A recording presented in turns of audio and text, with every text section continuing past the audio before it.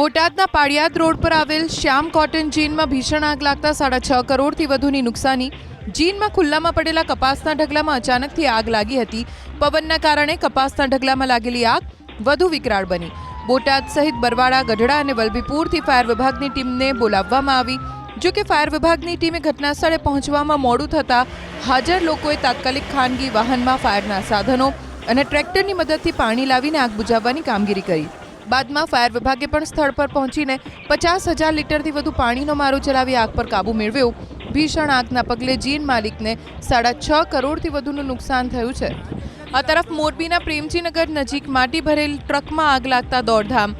અગમ્ય કારણોસર ટ્રકમાં આગ લાગતા સર્વિસ રોડ પણ થોડા સમય માટે બંધ કરવાની ફરજ પડી। ફાયર વિભાગની ટીમે તાત્કાલિક સ્થળ પર પહોંચીને આગ પર કાબૂ મેળવ્યો। જો કે આગની આ ઘટનામાં સદનસીબે કોઈ જાનહાનિ નહોતી થઈ।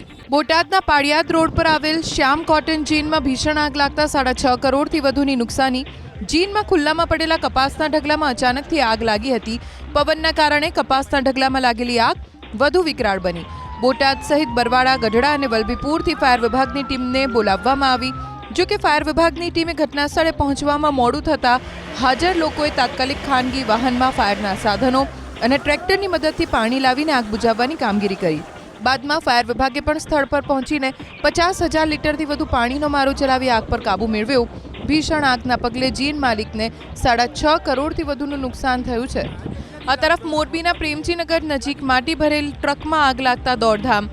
અગમ્ય કારણોસર ટ્રકમાં આગ લાગતા સર્વિસ રોડ પણ થોડા સમય માટે બંધ કરવાની ફરજ પડી।